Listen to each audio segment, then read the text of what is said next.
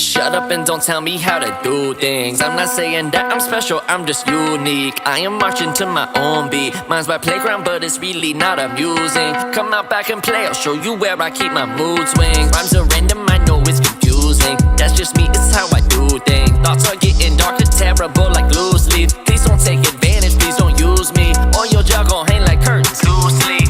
I'm obsessive, I know things consume me. Overanalyze until my face turns blue. See what you say, what didn't.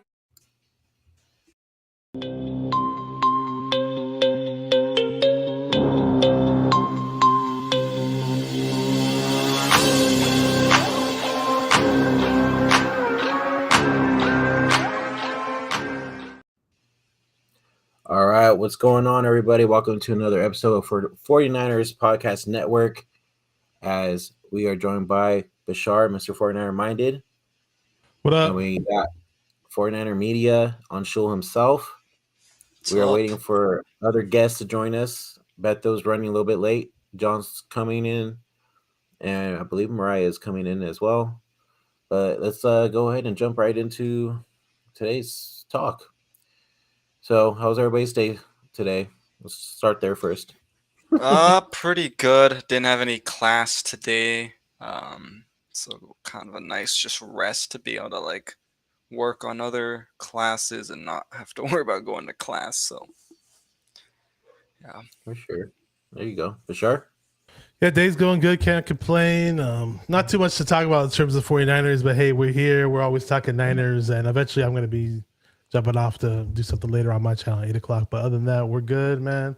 NBA playoffs are starting up pretty much for the Warriors. So on Saturday, so that's going to be interesting, and see how that pans out. I know, Brandon, you're working out some streams to go live. So eventually, I'll see if I can jump on those Warriors streams. See a little off topic, but I'll definitely try to see if I can jump on with you guys and get that done too. Definitely trying. So I also got another podcast page, Locked In GSW podcast, as we talk about the Warriors, and usually my guys on show and Bashar join me. So we're trying to get that going this weekend before the first game, round 1 versus the Kings on Saturday. So make sure you guys check that out and subscribe to that channel as well. We really appreciate that too. YouTube.com/Locked In GSW podcast. All right, well, let's get into it, guys. So we saw Trey Lance videos going around on Twitter of more of him throwing and practicing with Patrick Mahomes. I think we saw a little bit more than what we did last week. What are you guys thinking so far? I know a lot of people are talking ish, saying that he's a couple balls behind receivers and everything. But I mean, what's your take on it, Bashar? It's always the same people that find something negative to create in their heads about Trey Lance. So, what can I think of this time? So I can look at his hairline. It's always something stupid. It's not, you never hear if you're gonna hear fair criticism, have it be from someone who's actually said good things about Trey Lance when he's actually done good things and been productive, and the little small sample size that we've seen him. And what's up, Beto? I see the chat. Let me see what's up to Beto in the chat. Now your sickness. I think he's jumping on in a minute. East Coast Red and Gold podcast is here. G9 Garage is here. Young Hitter. What's up to all you peeps? We see you in the chat. But yeah, I mean, it's again, I'm not gonna make too much of Trey Lance. The positives I see are this: the best quarterback in the league, arguably one of the best quarterbacks of all time in his short career, has agreed to show Trey Lance the ropes. And that is priceless. I don't care how much you want to hate Trey Lance, and you've hated him since day one because they brought him in to replace your hero and savior, Jimmy G. I don't care how much you hate Trey Lance because Brock Purdy stepped in and was productive. And I mad respect to Brock Purdy. He came in and did his thing, but I'm sorry, that speaks volumes when you have the best quarterback in the league willing to show you the ropes. And we all know how much Trey Lance, how much potential he has in terms of his ceiling and all that. So that's where I take it. Now, are there little nuances and little things that looks like Trey Lance may have fixed? Jesse Naylor pointed one out. Shout out to Jesse Naylor from Last Second Sports. He pointed one out about how Trey Lance isn't dropping his hips anymore. And I'm not a quarterback's mechanics specialist, so it was news to me when he mentioned that. It was something I didn't really know. Even when he was mentioning it, I didn't really notice it as much. But other people see things that we don't see, which is great. So yeah, as far as Trey goes, and that's cool, man. I mean, that's cool that he's worked on. Looks like he's worked on certain things. His release looks a little bit different, and those he's put in the work quarterback coaches, and now he's working side by side with the best quarterback coach, with the best quarterback, Mahomes, and the quarterback coach who has shown Mahomes the ropes. I don't know the guy's name, but the quarterback coach for the Chiefs, and he obviously must be good because he was there when Alex Smith was doing good, I'm assuming, and he's been there when Mahomes is doing well. So it's good. It's positives. I'm not going to sit there and watch videos and be like, oh wow, Trey Lance looks like he's the best he's going to be the future franchise quarterback of the 49ers, and he's going to throw up 5,000 yards and throw up 50 touchdowns this year off of a few little small clips of him throwing against air. You know what I mean? I never get excited over workout videos, but things, just little things, read between the lines, certain things look good. What up, Terradome? I see you, man. Mr. Terrell says, Trey, I'm trying, no doubt. I see him in the chat. What's up, Terradome? Mm-hmm. Well, I mean, like, you could tell from the difference between last year seeing him how he threw and this year. It seems like he has improved a little bit the way he throws the ball and everything. Anshul, what's your take on it? 49 Can Media. you hear us? Yeah. So I think with Trey Lance, first off, no idea, no point of why do people gotta go out there and make fun of his hairline. I get everybody's like, what? Everybody's just gonna go out there and make fun of a guy. Last year it was, oh, he has arm fatigue. He's not gonna be able to throw. It's arm fatigue. That was literally all the talk of last off season, and then of course now Goat's profile picture. There you go. It didn't take long for somebody to put that on their profile.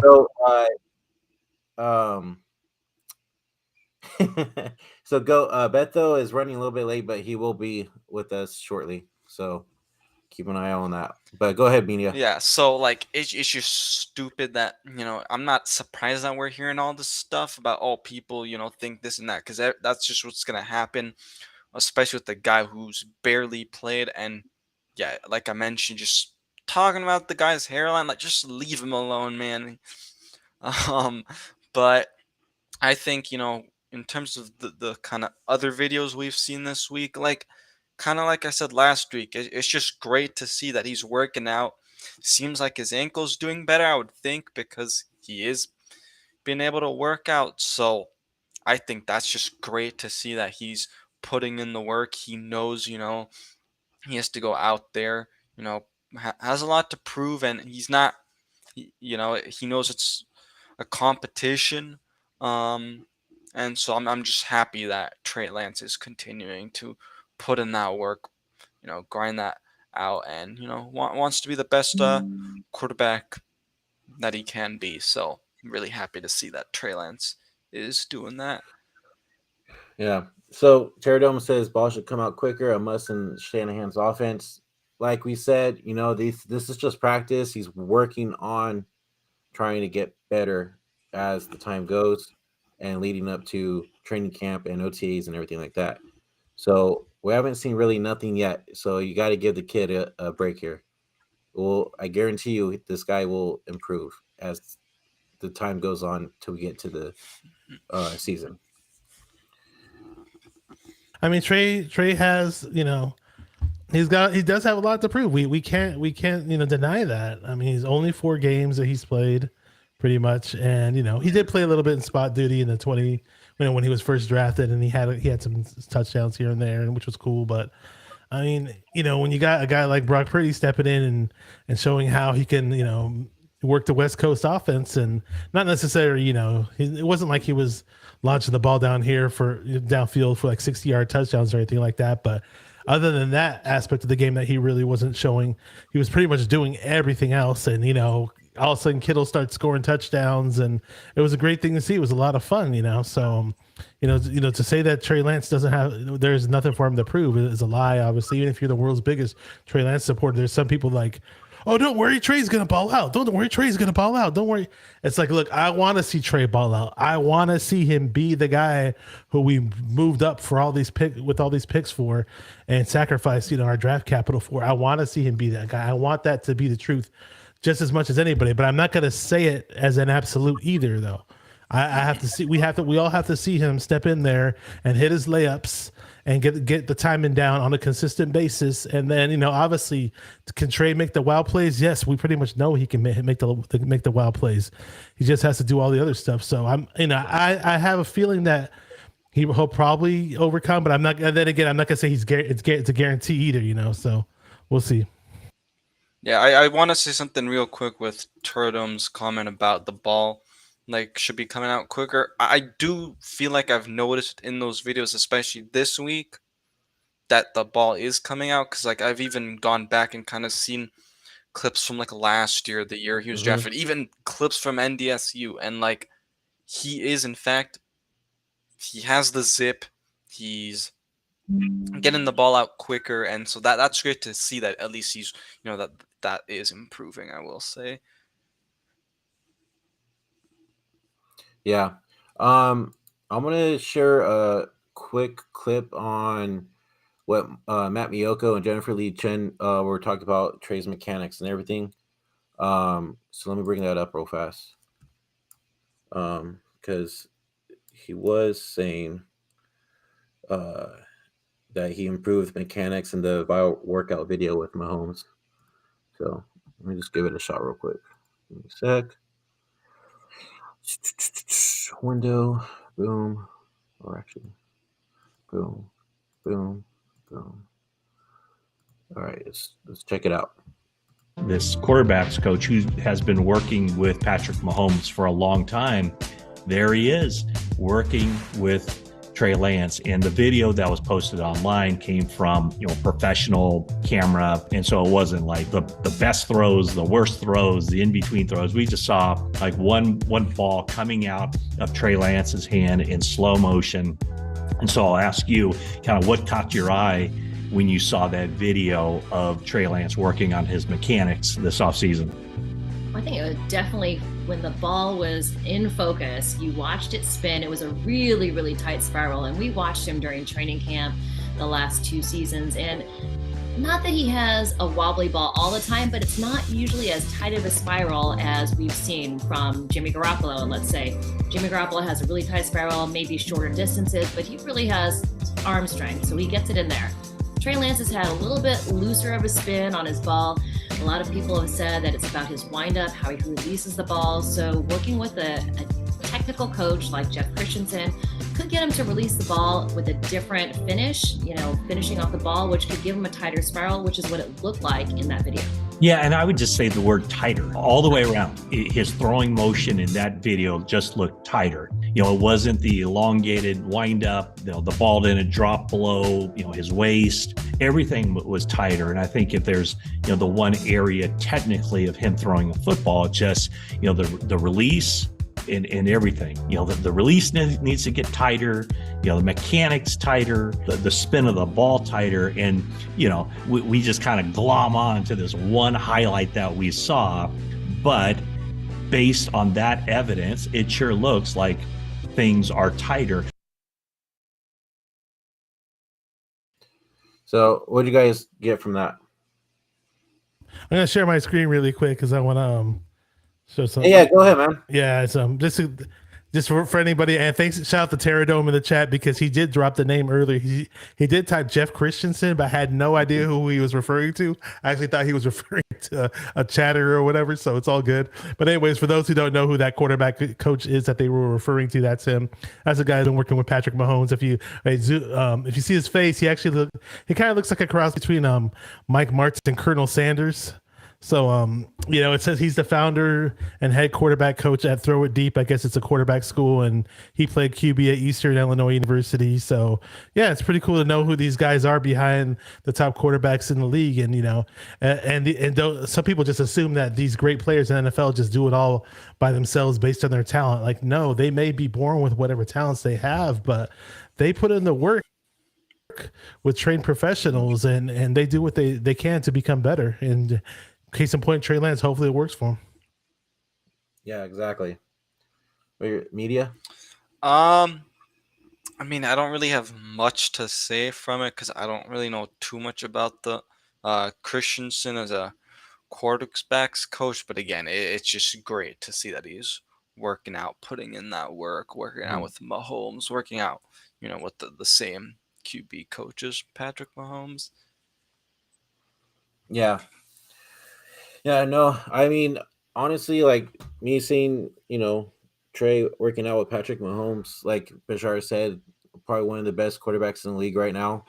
Um, you know, Trey, you could tell that Trey Lance wants to get better. He wants to be that quarterback. He wants to be that franchise quarterback for the Niners, and he's not gonna stop until he gets that, gets that position.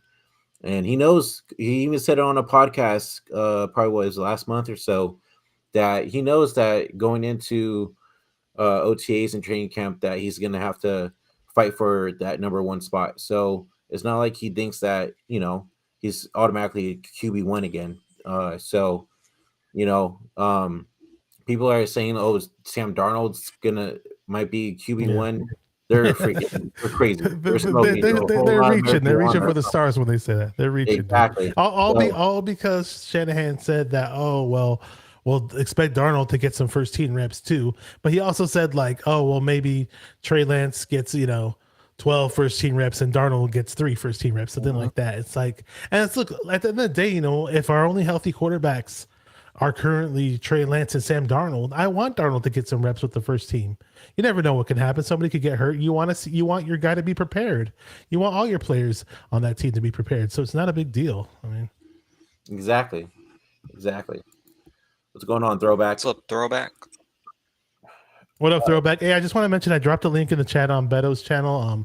I'm not streaming to my channel because I'm going to be going live later on my own channel, but we're trying to build up the 49er Podcast Network YouTube channel. So there's only 38 people subscribed to it currently. So if you're watching this video, I did drop the link in Beto's chat. If you could drop the link in Brandon on your Forever Faithful podcast page as well. So make sure people are subscribed to that and they hit the like button and all that. So, what was I gonna say? Yeah. So Sorry. No, it's okay. Betho and I are doing a giveaway as well. If we reach 100 subscribers on the 49ers Podcast Network and then 500 on my channel, Forever Faithful Podcast, we will be giving away something very nice. So please be on the lookout on that, and make sure you hit that like and subscribe button on all channels. So what do you call it? Let's move on to the Niners are out there looking at potential new tight ends and quarterbacks. And quarterbacks. I saw that they did a little private workout with a quarterback from the UCLA. Let's get your guys' take on the quarterback first. What were your guys' thoughts when you first saw that? Media, go first. Yeah. I'm not very surprised just because if you've seen what John Lynch and especially what Kyle Shanahan said, like in the owners meeting, I think now like maybe last week or 2 weeks ago now, it seemed like the Niners were going to be adding another quarterback to this roster. They want to make sure that, they can get as many of these guys, have as many of these guys on the team because obviously you have a guy like Trey Lance coming off the ankle injury. You have Brock Purdy with the UCL injury. Who knows if he could be missing, part of the season. So first part of, the season. So I think, having another quarterback, if they draft a guy later, go after an undrafted, free agent, I think that's great. They did work out the guy from UCLA as well as the Fresno quarterback, and then as well as the Stanford quarterback. So it'll be interesting to see who they go with. But personally, I do like the Fresno State guy because he does have an arm. So that's something that obviously Trey Lance has too. So what up, Niners sickness? ¿Qué pasó? What's up, everyone? What's up? What's up, man? I'll add to the pro day too. So a lot of these guys that they brought in the local I wasn't done. pro day. Sure. Oh, go ahead. Go keep Yeah. going. So And you paused, man. I What was the hell? pausing because you were welcoming. He had a fart. I mean, Milk sorry. dud, milk dud. That totally. But I think that I'm not surprised with it, because they want to make sure that they have this position as best as they can. Honestly, I'm fine with any of the guys that they end up working out. So yeah. Cool. Yeah, they brought in 40 NFL hopefuls. A lot of these guys have ties to the Bay Area because they went to high school in the Bay Area, but a lot of them other ones did not actually they some of them have played their college ball elsewhere, completely away from the Bay Area. So it depends. Either they played for Bay Area schools or they played elsewhere, but they have their local ties to the Bay Area. The names that stand out, the one name that totally stands out, and I forgot that he's a local Bay Area guy, and I'm only bringing him up because Larry Krueger made a big stink about him, like how much he wants the 49ers to trade up for him. He's a pass rusher out of Notre Dame named Isaiah Foskey. I forgot that he played at De La Salle, so he's from Antioch, California, and now we'd have to trade up to get this guy. He's a DN pass rusher total type guy. Larry Krueger gave him an NFL comp to Yannick Ngakoue, so that's a name that stands out. So we did actually bring him in for the local workout, which is cool. Another name that stands out that seems more likely because he'll probably be available when we pick either in the third and maybe the fifth round if he falls to the fifth round, is a pass rusher. Junior Fehoko from San Jose State. See him in a lot of mock drafts. He's from East Palo Alto. The Stanford wide receiver Michael Wilson's another name that stands out for me as far as who I'm familiar with when I'm looking at this list. We mentioned tight ends. They brought in the tight end Caleb Phillips from Hawaii, JJ Jones from New Mexico State, Justin Malone's from Weber State. All three have Bay Area ties. Who else did they bring in? The quarterback that you mentioned from Fresno is Jake Hayner.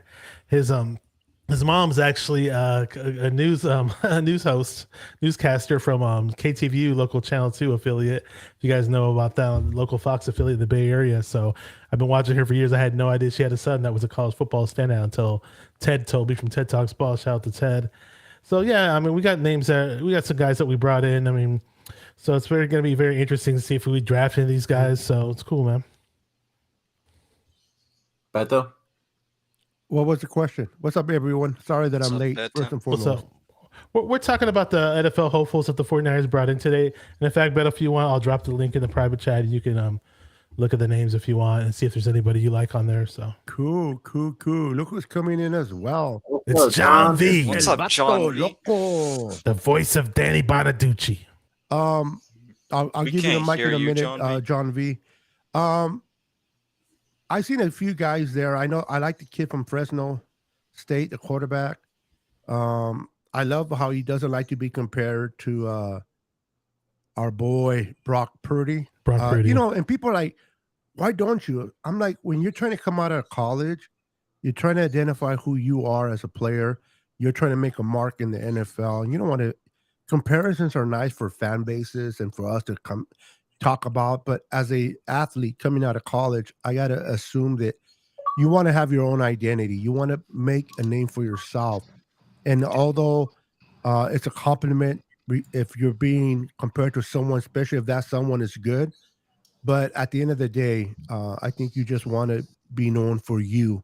So I like his attitude. I like him. I'm going to give it to John. I'm going to look at that list, and I'll come back on the reference of that question. But John, welcome to the chat, brother. Good to have you. Good to be here, bro. Can you hear me? Yes, sir. Loud and We clear. hear you. All right. Go ahead. Repeat the question. I'm sorry. I was working on the settings. We're just talking about the players that were brought in for the pro day that the 49ers hosted at Levi Stadium. They brought in 40 NFL hopefuls, most of who have which have ties to the Bay Area. Some of them even played at Bay Area colleges. So, okay. Definitely need to read up on that because I'm not up to date with it. Check the link that I dropped in the private chat. Let me read. What up, Ryan? What's up, Ryan? Ryan, do you know anything about the hopefuls that the Niners brought in? You talking about that right tackle that's 6'11" that should be a tight end? Yeah, I watched that. Yeah, I'm worried about that guy. I don't know about 6'11" tackle, right? No. Bro, like he had, Yeah. like he looked like just chubbier than Kittle. Like I don't know. He looks skinnier than Kittle than me. Well, no, like he doesn't. Oh, I get you. Yeah, Kid. I was thinking McGlinchey. Yeah, But McGlinchey, yeah, he looks skinnier than McGlinchey. And no, yeah, he does. that's not a thing. And he's Hey, the 300 Warriors plus can sign pounds, him but up. he's so tall. Hey, the Warriors can sign him up. I want them to have a backup center, man. He's Nah, we should sign that. We should sign that tight end. You know, the one that like. No, plays we signed this plays right basketball. tackle as a tight end. This is how I see it. We draft one of them tight ends, that everybody looking at like a Kuntz or something like that, right? Draft one of them guys. Get this this tackle as a tight end, right? Teach him to catch, right? Charlie Warner, bye-bye. Sorry. You know what I mean? And then Dwelly, you're gone too because I'm getting Lemke from North Dakota State. And that's my other tight end because he's gonna ride the bench / be special teams until Juice retires, and then I've got my guy because I need somebody who can catch passes as a fullback. We have a fullback that can catch. Why do you want to get rid of Juice? I am waiting for him to retire, and I'm making sure I got the guy on the squad already. I don't even talking about Hunter Lepke. Is there a chance that we even bring? Do you think we use a fullback moving forward after Juice leaves?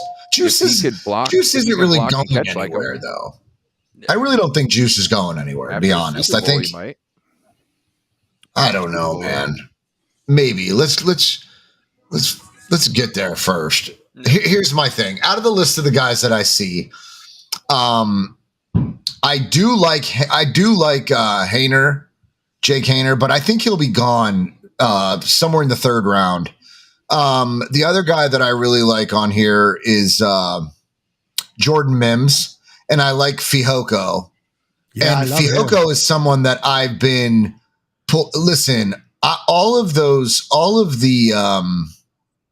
I'm all for bringing any. What is his background? What is he? Is he a Samoan? Pacific Islander. He's either Tongan or Samoan, one of the two. Okay. I would like blanket term because there's a lot of different types. Well, either way, I like Fihoko. Yes, whatever. Nonetheless, they're built like brick shit houses. These dudes are just, I love them. They're warriors, bro. So I've always liked him. He was one of the first guys that I even watched a highlight reel on before we even started draft mocks. Fihoko, outside of his name, he just sounds like a Niner, and I truly believe he'll be a Niner. I really do. I think they're high on him. There's really as far as safeties, the safety that I like, he's not really on this list, so it really doesn't matter. But I guess have you guys gone over all these guys? Not all of them, because a lot of them are players I didn't hear of. No. They're not just working out. It's more of they're working out the guys who have Northern California or California ties. It's not. There's a whole bunch of other people they could have brought in, but it's just a local pro day they hold. Yeah, they'll probably get like a couple players just to fill the 90 roster. A lot of these guys are probably going to be undrafted. Yeah, they're probably going to be guys that they bring in like for the practice squad, and you got one guy sign from a couple of these Australia, guys, you got two guys from Utah, and one guy from Texas, and everybody else is from California. There's just a guy from I think Wisconsin and Washington. I just don't think that Haener will be there.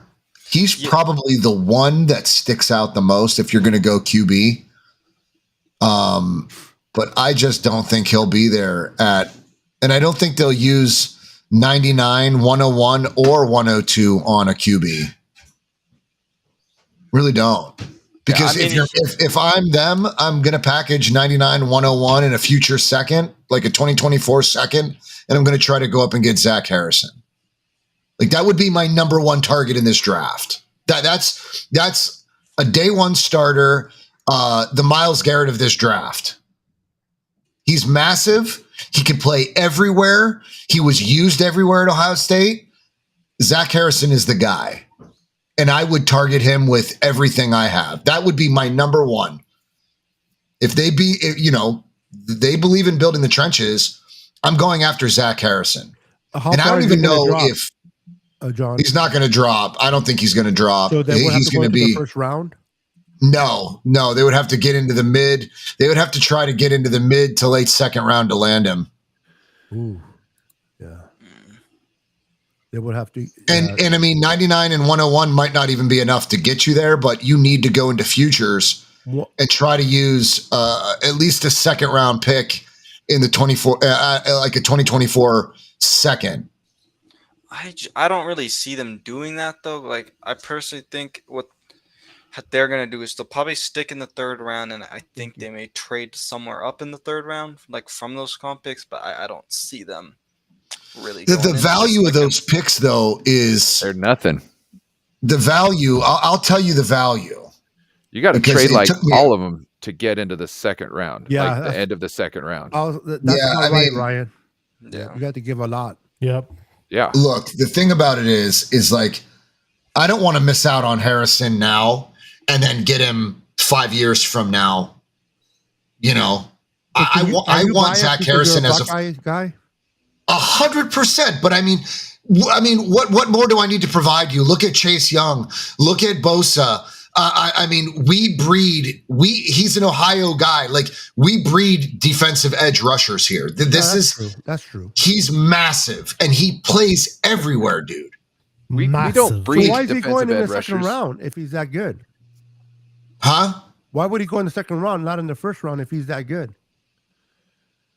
Look, I mean, to be honest with you, if somebody wanted to take him in the first round, shit. I mean, he's not projected to go. He isn't projected to go first round. He's projected to go actually late second. The last time I looked, I think it was. Correct me if I'm wrong, Bash or media. But if somebody wanted to reach and take him in the first round, I just believe that this is the Myles Garrett of this edge rusher. I think he's the guy. There's a reason why he's John. going Are in you the familiar with second round? Sorry to interrupt you there, Bash, but because you the comparison that you brought up was Nick Bosa and Chase Young, both number one pick. I mean, number two picks overall in the first round. This guy's dropping all the way to the end, or projected to go at the end. This guy's bigger. This guy's bigger than both of them. You know, he's massive. And we need speed. In the Y9.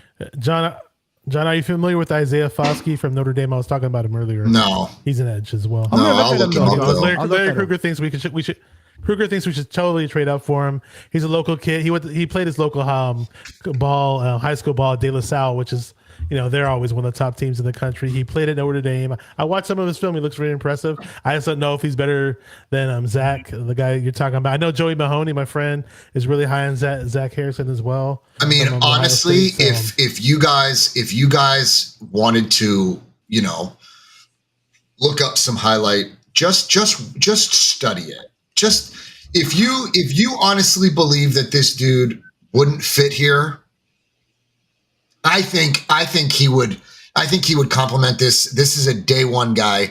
I think he complements Bosa on the other end. And what's his name again? Zach Harrison. Oh, Zach. Okay. Joey was also giving me some Bosa comparisons as well when he was talking about him. Joey, okay. But he said he has similar. He's type the guy moves, that likes Danny Gray. I'm not taking him nothing for what he said. I'm sorry. You're always making fun of him for his Danny Gray. Zach Harrison on the other side. It sounds like he's more of an anvil, not the hammer. You know what I mean? We got to have a hammer and anvil. You've got Bosa on one end. You got Javon Hargrave on the interior. Yep. You are going to make it miserable. Can you imagine having Myles Garrett on the other end? Could you just imagine having a Myles Garrett on the other side of the line? We don't. And there's no reason. But Zach Harrison is going to be that guy. I'm telling you. What are we going to do with Drake Jackson, though, John V? Because we drafted him in the second round. And do they really know where they're at with that dude yet? Do they really know where they are with him? Keep developing him. Like he showed flashes too. Like when he did. Look how many pat down balls that he had last year. Are you in a house? Yes. Holy shit! I mean, are you flashing up some Zach Harrison highlights? Is that what we're doing? let's see. I heard a lot of good things about him. I watched very little of him. Yeah, I Let's did watch watch a little bit of him.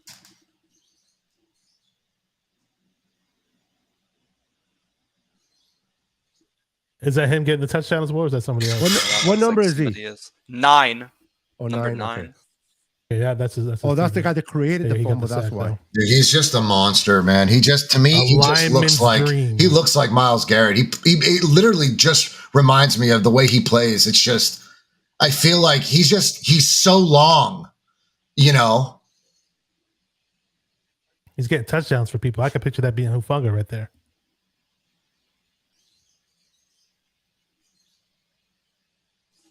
Those all look great. I mean, he looks really good. With him, I want to study him and watch. Yeah, you all can't of his really- You reps obviously throughout need the to game. you need to watch a lot more by you need to Yeah. you know, but I mean, he's a problem for quarterbacks, and he'll just be a problem. He'll be a problem. It's we need to make this this defensive line needs to be the nastiest. It has to be the nastiest in the league. Like, we were already a problem, but we weren't getting as many pressures after was it Ridgeway went down? Was it Ridgeway? Yeah. Well, you know, I felt like we were getting more pressures before Armstead got back, right? Oh, sorry. Took it off. All right. But I mean, I know you're a Buckeye fan, and you've seen him play, not just highlights. You've seen him play during the season because you follow your team. So I take a lot of what you say, John, into consideration for that. I'm going to look at myself. But I think if Drake Jackson steps up, I think we already have our Harrison and Drake Jackson, don't we? No. Well, no. They're different. They're different players. Harrison is so powerful. He's just going to, you know what we really want for this defense. We want to command double just teams. like a less productive Bosa. Not to say that he's bad. It's just Bosa's a freak. You know what I'm saying? That's what, looking at that tape, it looks like he's got some of the same moves. He's got a motor on him. He doesn't have that deadly speed that I'm looking for, that I would like to see on the other side of the line on Bosa. Now, I'm not saying that we can't be successful with both these guys on an end. All I'm saying is we don't have one that can be there in half at the time of the other one, pushing the quarterback to the other one and causing issues. You know what I mean? We'll just move Harrison in, move him to the interior, and put Drake on the outside. I mean, Drake Jackson has to be that guy. I mean, he has to develop to be that guy. He's got the speed. Why bring in a guy that we're going to have to move inside when we're looking for a guy who could be on the outside? That's what I'm saying. I'm just saying. I'm saying Harrison gives you the opportunity to you can use him everywhere. I think what the thing is, like, what would be good for Harrison is, like, because if you could put him in the interior, he would be the new Charles Omenihu, because Charles Omenihu was able to play outside and inside. Sure. Mm-hmm. I mean, read that comment, by the way. Yeah, read it. Read it, John. The John Chapman's book has Zach Harrison as 3rd or 4th rounder. I don't think he's going that late. I doubt it. I mean, I got mad respect for John Chapman, but I mean, he knows. I mean, is his book gospel? No, of course not. I would say, off of what I've seen there, that he's higher than a 3rd or 4th. I'm just saying, like, in the scheme, I would rather have speed. You know what I'm saying? I'm not saying that he's not talented. If he's a 3rd or 4th rounder, if John's book is right and he's there, if they don't take him there, I would be. Look, I'm biased because I'm a Buckeye fan, but I know what he brings to the table. I know what he brings to the table, family. I'm telling you, that is the guy that we need to bring on this defensive line. And I mean, Drake Jackson should thrive. Like he has to develop. He has to be the guy. Like, but we really don't know what we have in Drake Jackson yet. Like, this season should be the season that we gather what we. But I don't want him to just. I don't want him to flame out. I don't want Drake Jackson to have been overrated and flame out. I pray that he doesn't. I want him to be on that other edge. I want him to be there. I swear to God, I want him to be. But I truly believe that Zach Harrison is the guy for this defensive line. I don't think though they're gonna go. I'd be shocked if they really go after a guy that they're trying to start across from Nick Bosa because they have Jake Jackson. Like I think that they'd be going after a guy for depth. They're moving up for anybody that's right tackle. Because I definitely do agree that they need to go after another edge, but I just don't think they need to have a starting type of guy. So like if they do go after him, I don't think he's starting unless there's like an injury. I think he'd be a depth guy because I think that's where the Niners need it. You think you would put Harrison? You would have him as a depth piece? Yeah. Like no. So then that's why I don't think they're going to be rotated. Yeah, I don't. I think. Well, that's fact, what they do with all. In fact, he would be probably your first and second down edge because he's a bigger guy, and Jackson would probably be your third down edge because he's faster, quicker, and smaller. Yeah, the way I see it. There you go, Ron. Now you're thinking. Now you're thinking from the football perspective. Who are we watching in these Senior Bowl clips? This is Carl. This guy's projected to go in the lower third, early fourth. Carl Brooks. Yes. Okay, yes, that's him. Oh, this guy's pretty good, man. I'm tending. I don't think the Niners are going to move up. No, I think the Niners are going to stay put.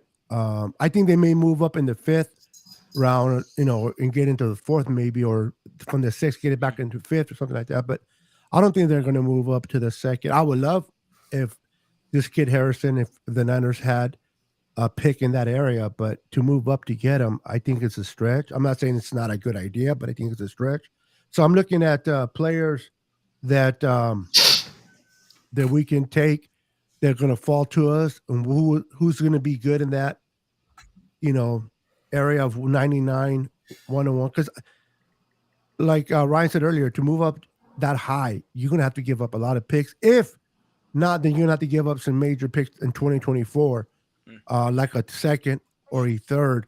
And do we really want to do that? I mean, if they covet this kid, like as much as you look at him, John, and they're in love with this kid, then I don't see why they wouldn't do it. Because I know something about John and Kyle. If they covet someone, they love them. Yep. They'll do whatever it takes to go up and get them. They don't care.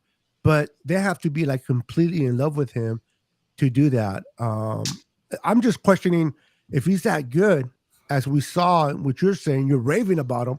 Why is he not making it in the first round? What is it did the scouts see that he's falling down to the bottom of the second round? I'm trying to find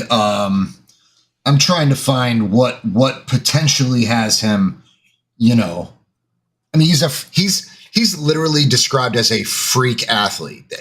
I mean, look, he could be one of those guys that's undervalued as far as where they're projecting him, and somebody on their board has him high in the second and they take him early. I mean, it all depends on whether or not they believe he's a hidden gem in this draft.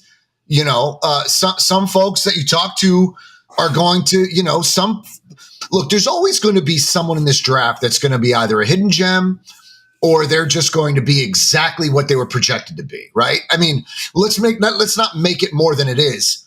But it seems as though to you guys, it seems like I'm overvaluing this guy because of where these guys say he is in a book or where he's projected to go. But I've watched this dude play 11 weeks of football, and he's just insane. Like, naturally, as a Niner fan, I'm sitting here watching this team, and I'm thinking to myself, as a Buckeye fan, when I was watching Bosa, do you think that when I thought that there was a chance that Nick Bosa would be a Niner, like, I lost my mind. I lost my fucking mind, okay? Because I knew exactly what he would be here. And I'm telling you, Zach Harrison on this defensive line with these dudes, with Hargrave, Armstead, Bosa, holy smokes, guys. I mean, John, I'm looking for John Lynch's number for you because you're barking up the wrong tree.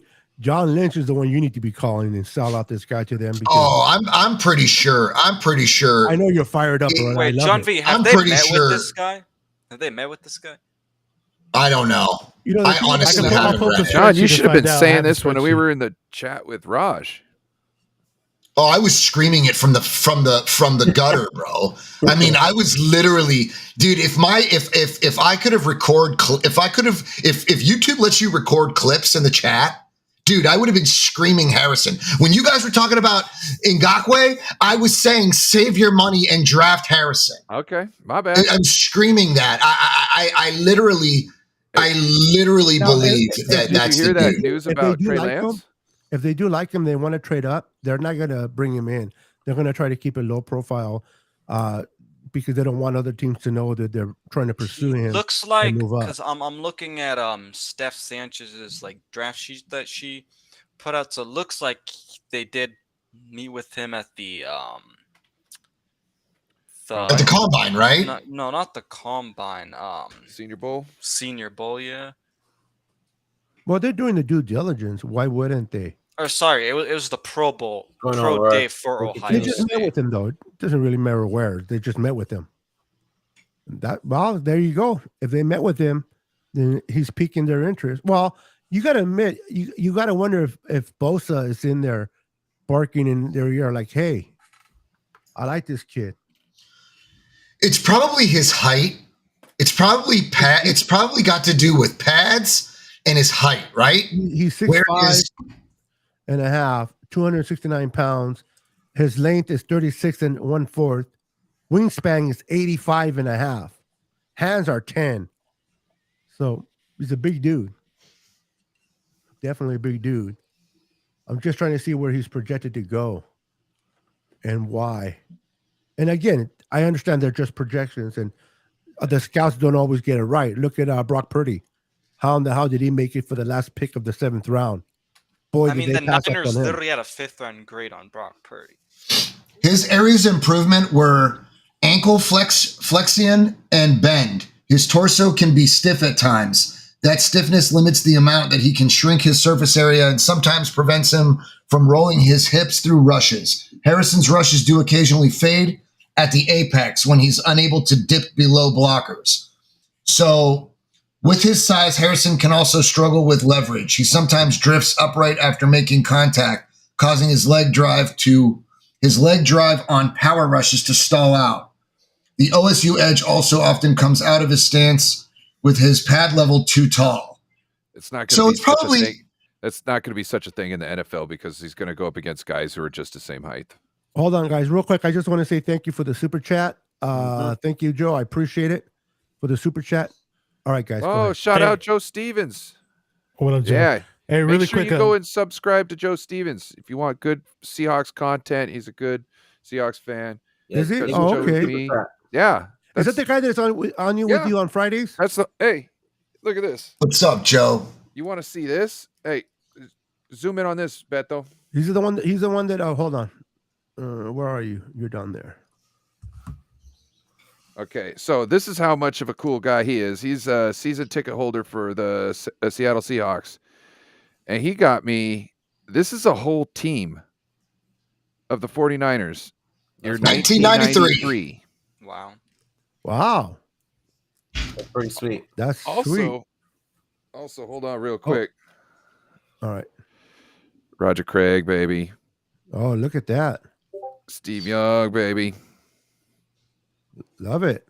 Right on, Joe. Thank you for the contribution. I appreciate it. And I'm going to go subscribe to your channel. I'll be honest with you. I haven't had I'm going to take over and do that. Cal's Chronicles, welcome to the channel, brother. Terradome, I see you. Laura, Hey. I see Laura Cat just came in. I see you as well. Welcome. Let me know if Jim Everett shows up. Ancho. Yes, I'm on Jim that Everett card. spreadsheet. We I'm on ready that for him. spreadsheet. I don't see Zach Harrison. Ready saying- for him.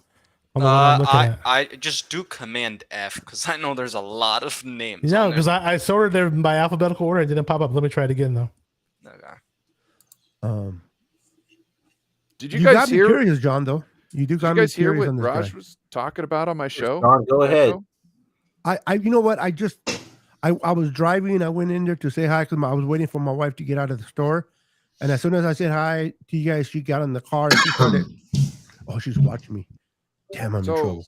She started talking to me, so I got off the phone. He heard some things from some peoples, And it sounds like Trey Lance's family members can't get a hold of him at times because he's training so hard. Oh wow. Yeah. All right, guys, I gotta get going though. Good being on here with everybody. Wish I could stay on for the whole thing, but All right, Beto. See you guys. Brother Bash, I'll see you, brother. I'll call you tomorrow. Really? See you guys. Boy, Bashar, they do that a lot, don't they? Yes, Not just but Brandon. you guys Oh, both start with B, damn it. Okay. But Bashar Beto. Oh yeah. We have literally 3 Plus, I'm Bs better in looking. here. Come on. No one. 3 Bs? Yeah. Yeah. So it's pad level basically, Ryan. It's coming down to probably his base. No, I think the bend his is the height. biggest issue. His bend is probably his biggest issue because, like I was saying, the tackles he's going up against are going to be his height or taller. Are we talking about Harrison? Yeah. Oh, How okay. tall did you say Harrison was again? 6'5". 6'6". Well, he's 6'5.5", but they have him as 6'6". Okay. With a cleat, he's probably 6'6". I don't know. Most What do you want? tackles A couple pairs of most socks? Tackles are like 6'5", 6'6", 6'8". You know what I mean? Somewhere in between there. Well, how big is Bosa? I forgot. He's like 5'11". No, Bosa. I think he's. Yeah, like I mean 5'11". he's 6'4", Bosa. right? 6'3". 6'4". Nick Bosa. Yeah. He's Yeah. 6'4". So he he's was smaller. shorter. No, he's not that short. I thought he was 6'4". shorter. Oh wow. The idea is in my mind is Kasarik sees a guy like this and he thinks to himself, I don't want to read a paragraph from Pro Football. Like, let me do the evaluation myself and I will be able to figure out what I can do with this kid. Right? Mm-hmm. I mean, he managed to make Kerry Hyder relevant. He managed to make Arden Key relevant. He managed to make Omenekhu relevant. He managed to make Ibukam somewhat relevant. I have this. I'm telling you guys, Zach Harrison, if he's not a 49er, and I don't expect him to be, like, it's a dream, but whatever. But if he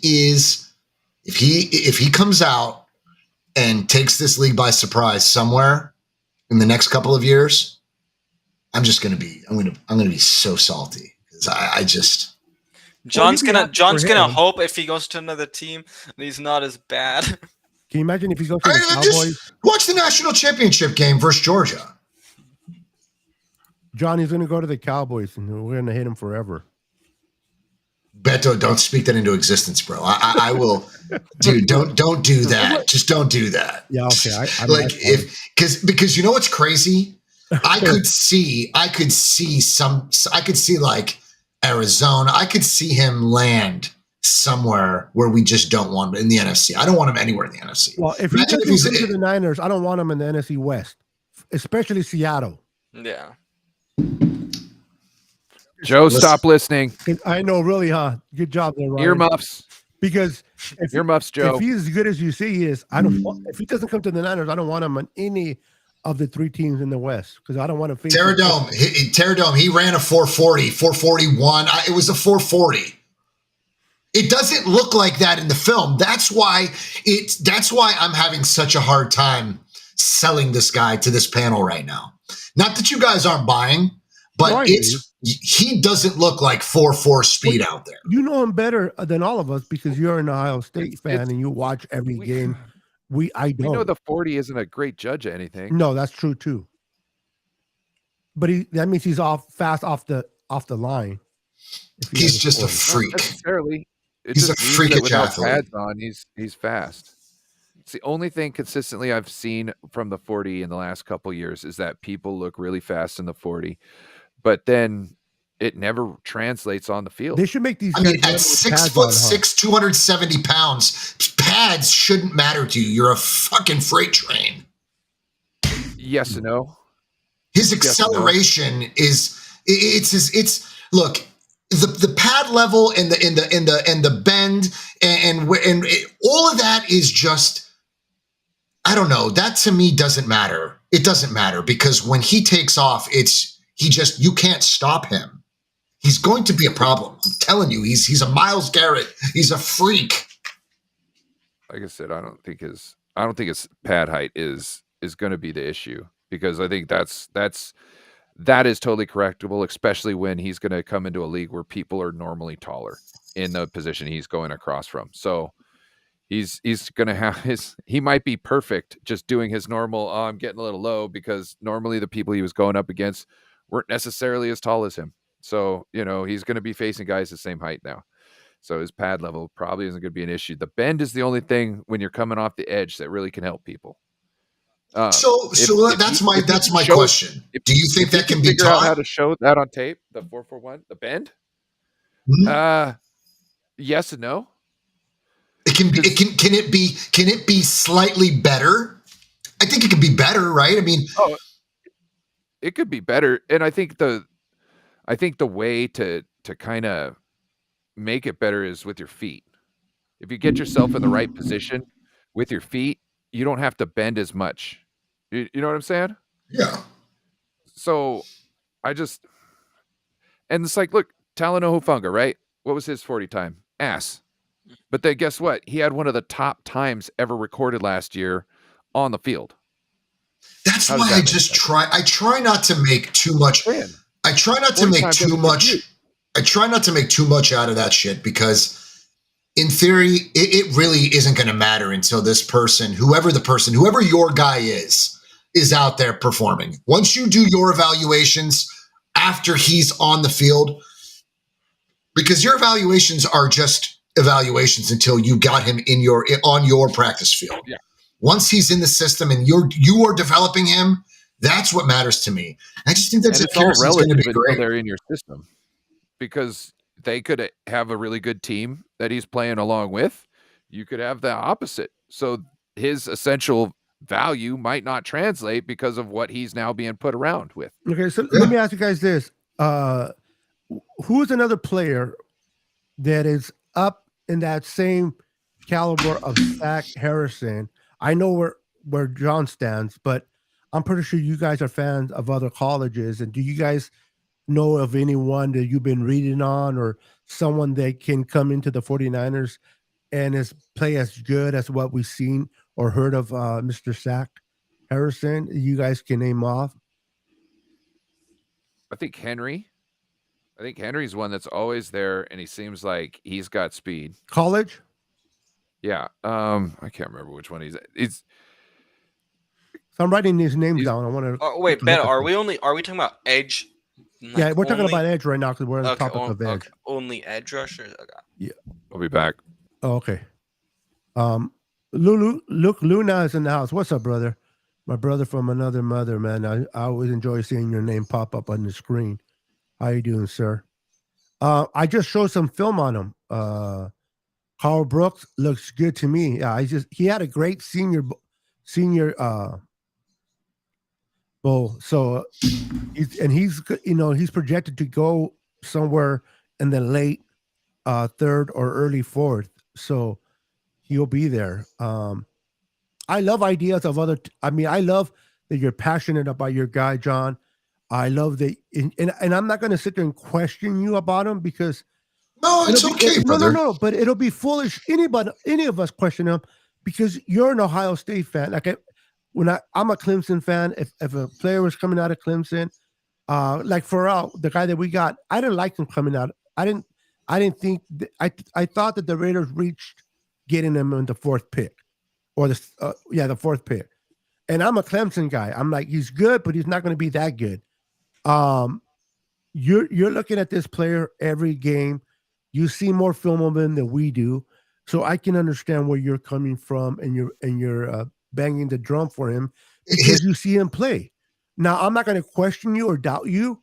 I'm simply going to do my own homework on it too. But if he was going to fall in the area that we're at, or we had a second round pick, I wouldn't even argue that we shouldn't take him. My question is he good enough for the Niners? Without being biased, is he good enough for the Niners to actually give a lot of draft and go and get him? Yes. Okay. Yes, dude. I promise you, yes. 100 times over again, yes. Zach Harrison is the guy on the opposite end of Nick Bosa. Now, and not because they're both. Listen, John, whether he lands on the Niners or not, in about 2 years, I'm going to come back at you and I'm going to give you your flowers or I'm going to laugh. One of those two. Listen, you know what? And I promise you, these shoulders are built to carry both, brother. I promise you. I love it. I promise you. Because I just like, do you remember Alden Smith? Do you remember his freak nature? Yeah. Do you remember that? I remember from in college and then when we took him, yes. I mean, have you watched Myles Garrett? You guys have watched Myles Garrett play the game, Cleveland. Right? Yeah. Do you see how he is a problem? But Zach Harrison is going to be a problem. He's going to grow into he's going to be a problem in his second year in the NFL. He is going to be nasty. I assure you. Where did he go, Garrett, in the draft? He's a Brown. He was a first round talent. So if this is what I'm having a hard time understanding. If this guy Harrison is so good, why is every scout out there have him in the second round? Not one scout, not two scouts. There's nobody. I was looking. Nobody has him in the first. No one. Why is he in the second if he's as good as? Would you be shocked if he goes crazy early? Right now, because I don't know too much about him. Yes. Listen, if we go by John Chapman's draft, if we go by John Chapman's book, if he's a third or fourth round talent, whoever evaluated him there, then they wrote that particular segment based on his cons. And those cons are probably premature. And that's no disrespect to the book. Because if that's where they value him, and if that book is as accurate as it is, then and he falls right in our lap, my God, he would be a steal. Hold on, John. But John, hold on. I believe Ryan is leaving. Ryan, you leaving us tonight? Yeah, I gotta go. I got another show. All right, Ryan. But thank you for popping in, bro. I appreciate it. You have a good night. Good night, Ryan. Great show tonight, brother. Enjoy your show, brother. Thank everybody for tuning in, and make sure to like and subscribe and share. And make sure to follow Ryan else, at No Butter Sports. He has great shows on Friday night, every show, but Friday nights he has a call-in show. So go and check him out, subscribe to the channel, hit the like button for him. Peace. Later. See you, Ryan. All right. I do have a guy, but I'll let you guys finish talk. I do have a guy I like, but once you guys finish talking about and okay, you can share it. So I think listen, at this point it's very clear that I'm all Zach Harrison for the opposite side of Nick Bosa. Yeah. If that hasn't been clear, you're not paying attention, okay, folks. But at the end of the day, I didn't get John Chapman's book. Clearly, I should, because I really want to see it. I watch his show, so I hear him talk about it quite a bit. I'm kind of shocked that they have Zach so low. I'm shocked that they have him as a. Did you say he was a mid third, early fourth? Media, is that what they said he was? Yeah. Yeah. That's crazy to me, because I think a team is going to value him far earlier. But if that's the case, that's better for us, especially if you want him. Sure it is. But I mean, there's got to be teams out there that are doing their due diligence, and they're going to be like, "This is a freak athlete." I mean, what would it take for someone else to grab him in the or early in the third? If he fell at 99, if he fell to 99, Jesus. Well, if he fell at 99, I based on what you said and based on how you're speaking so highly of him and that motor, and if the Niners scouts have been scouting him, then I wouldn't see why they wouldn't take him, or at least be someone they look at. But again, to give up a lot of draft, and I know you would do it, but for John to give a lot of the other John Lynch, to give a lot of draft picks to move up to particularly get him when there's when they're, I don't know, they have to covet him. They have to really, that's the guy they want, and they're going to try to do whatever. And if he's in an area where they're like, we can move up there, maybe they'll do it. The Niners never surprise me in the draft moving up or down. They do move up or down if they want a player. We've seen them over and over going back into the first round to take Brandon and you go back into the first round to get Reuben Foster. Whether they work out or not, it doesn't matter. They go back into the first round to get them if they like someone. So that should be inspiring to you, John, that your team that you love does not hesitate to move up or down if they need to, if they covet someone. It's just, to me, do they covet him? For what you're saying, I'm sold because I love your fire. I love your dude, because I just think that he would be so, I think he would be amazing. Now, Hargrave on that, Hargrave and Armstead, Zach Harrison, Nick Bosa. Oh my God, dude. Now keep in mind, I don't know you for that long. I'm getting to know you. So I don't know your other picks. Like, for example, say if I knew you had, let's say you make some predictions, some picks like last year, the year before, right? And I'm like, these guys turned out to be good. And then you're talking about, not that you're going to lie. I'm not saying you're lying, but I'm just saying I would be like, oh, wow, John knows his crap because he said this guy, and, I can kind of fall on that. But since I just got to know you, I know fans sometimes make things better than what they really are because they're passionate fans. Oh, yeah. You know what I mean? And that's, I'm not saying that's but I promise you, the proof is in the pudding. You guys, the content, the film is out there on Zach Harrison. You've got to do your due diligence as a, just do it for me, Beto. I'm going to study his film. And then I'll have a better watch idea. This kid.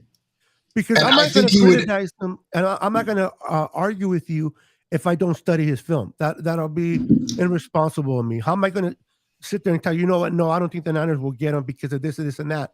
If I don't study his film, I have to look at his film, study it, so that I have something to argue about. Otherwise, I just no comment. What do you think, Beto? No comment.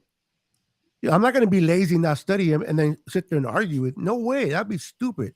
I'm going to look at the film, and if I agree with you, I'll be the first one to say, hey, bro, I know why you're so damn fired up for him. Right. Let's go.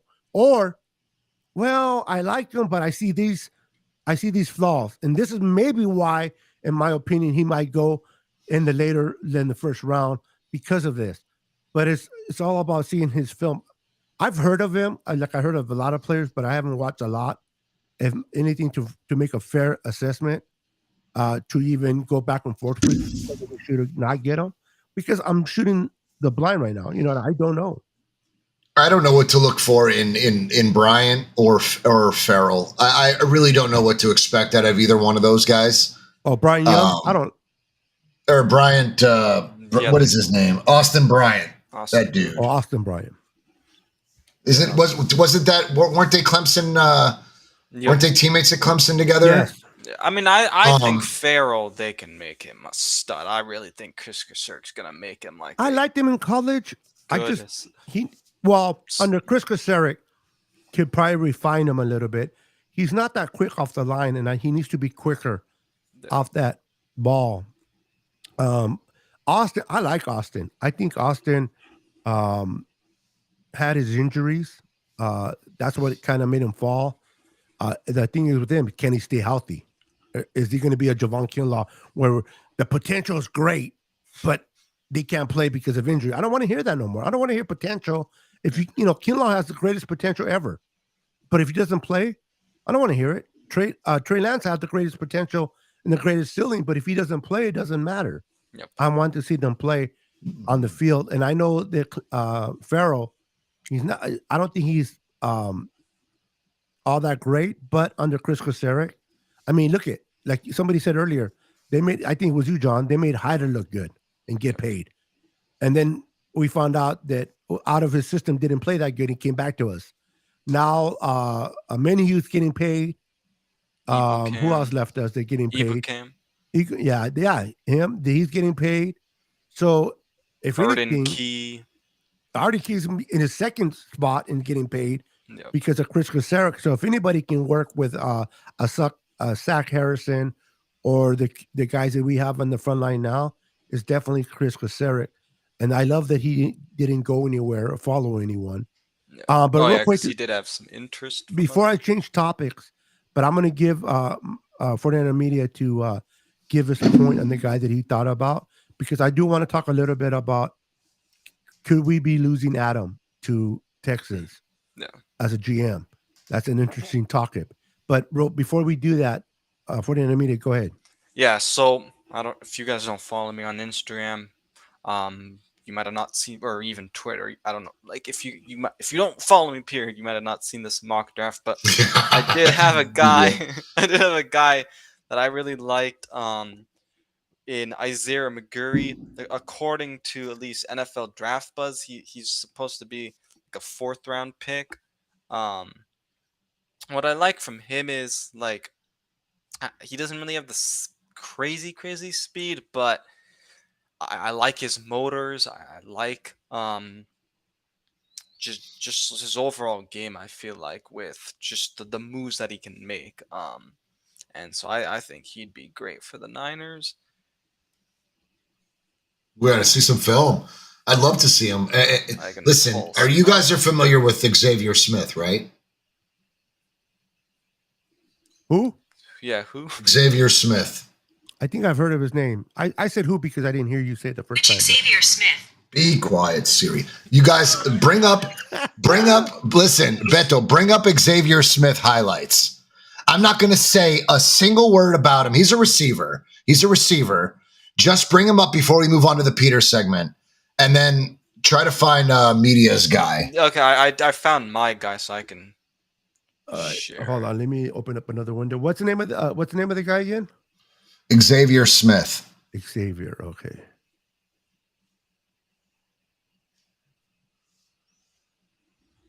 Okay. Let me know if you guys can see this. I can see it. Let me bring that up.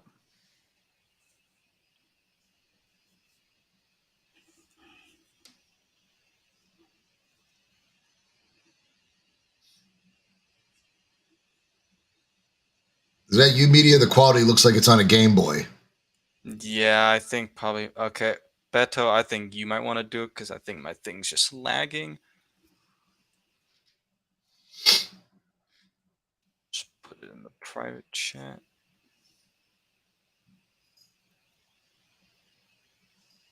Terradome, if you know who he is, don't let the cat out of the bag yet. I want Beto to see this for himself.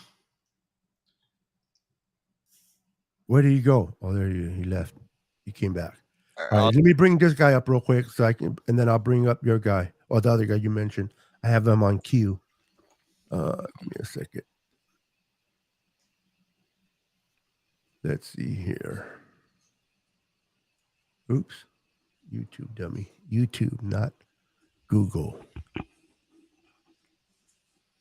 There. All right, here we go. Sam McGuire. All right, let me bring it up. Stop right there. Pause it. All right.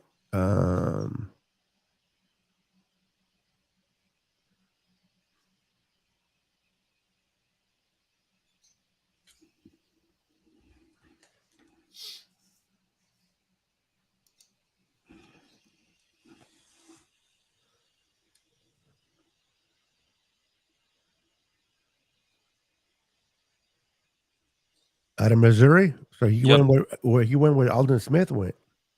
He's a Tiger. Yeah. Wait a minute. Yeah, yes, Missouri. I was looking at the other team. Now, give me a reason why you like him. I like his like motor and tools. I also like his hands and like just also his like run stopping, as you can see over here. And then let's see on this one. I mean, he's just able to go through all these guys. And do you know where he's projected to go? 4th round. Okay. He does have a motor. Just another name I'm going to write down and do. I want to scout these guys. Yeah, yeah, from that's the guy that I have, Terradome. I have him queued up, so I'll bring him up in a minute. He's queued up, ready to go.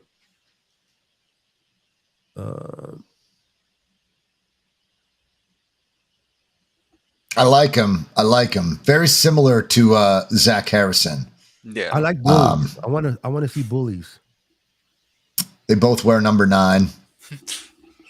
Yeah, I like him. I do. I like him. He seems. Now, keep in mind, these are just highlights. Yeah. And highlights always give you the best but it doesn't tell you the whole story. You know what I mean? Yep. But I do like what I've seen so far. All right, let's move on to. Give me a second. Now, without now, Terradome knows who this guy is probably already, and he's probably on his big board. If it's not, he should be on somebody's. But you guys are going to see something very similar in this, and you're going to know immediately. I don't even have to tell you because you're going to see the similarity there. Who is this almost guy as again? if he's a receiver out of FlamU. You'll see. They call him the X-Man. Let's see. X-Man. Yes. I like Watch. it. All right, let's see here.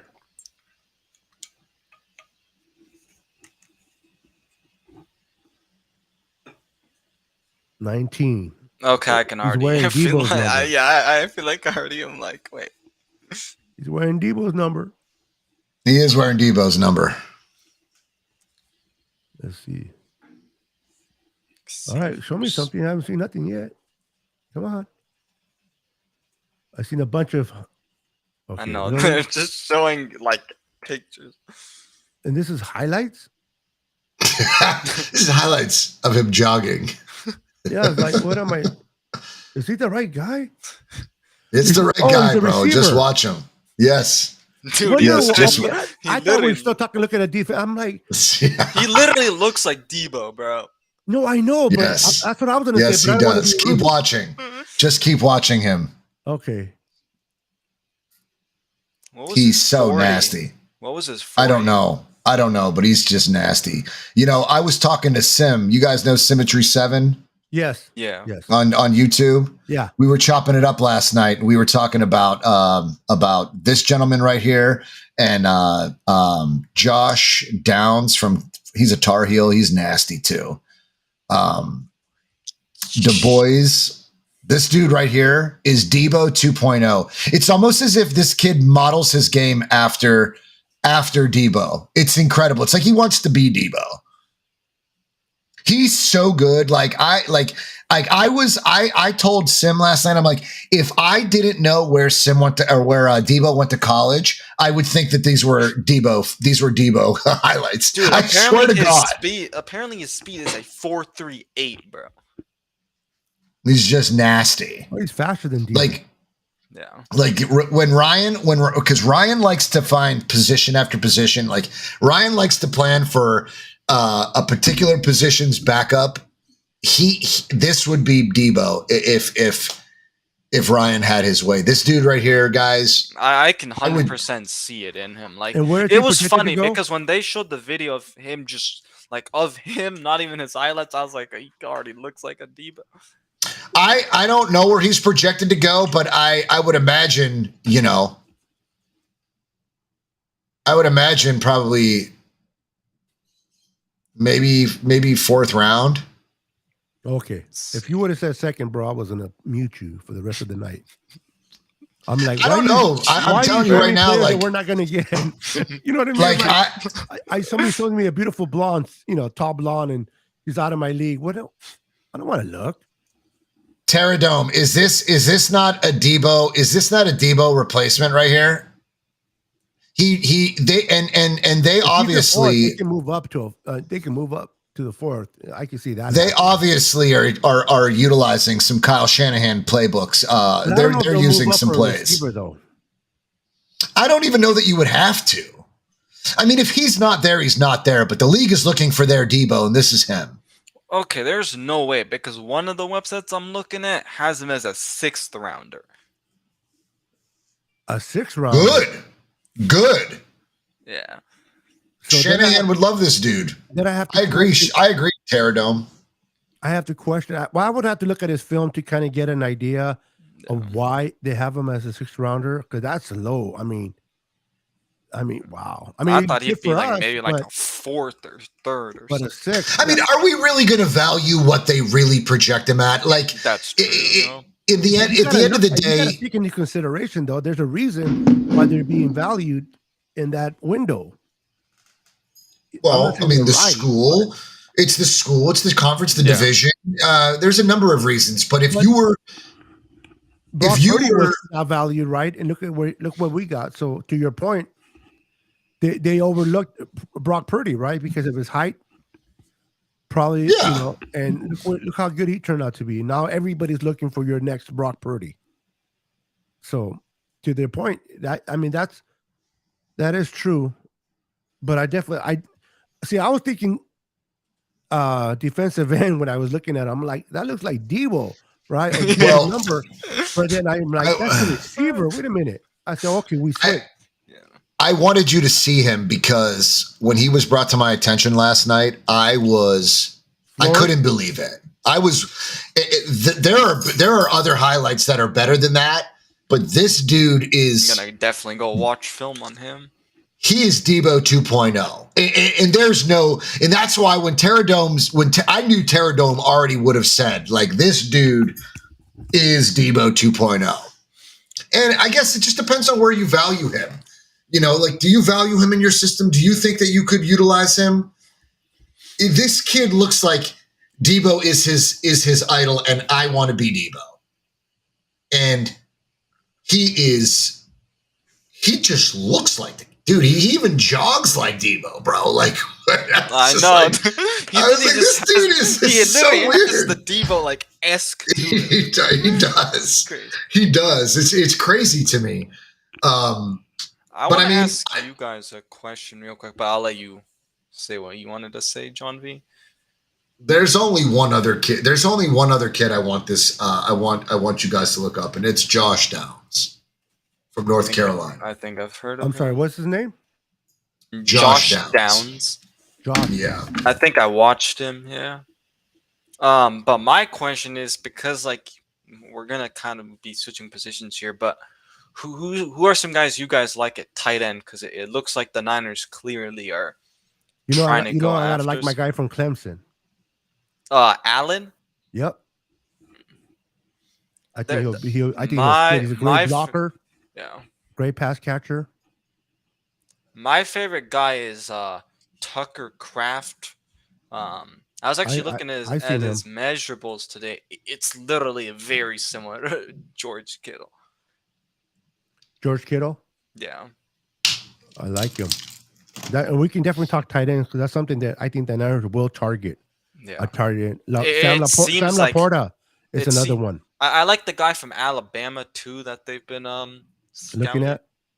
I was Laporta from Iowa. I like Laporta too. Terradome. Let's look at this kid, Josh Downs. Let's see what is he about. I think I saw some highlights at the beginning. If you were going to move off of Juwan Jennings, this is your dude.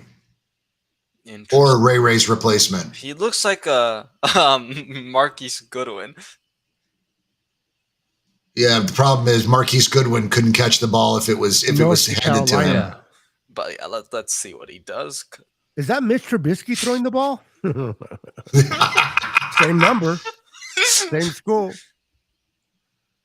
He's limping. I don't like that already. This is Ray's replacement. Bro, why are they showing him limping in the first? Because of the catch that he made, bro. The dude rolled up on his ankle. Yeah, but what I'm saying is, oh damn, he can see. That's what I think we need. We need a receiver that can go up and just get it.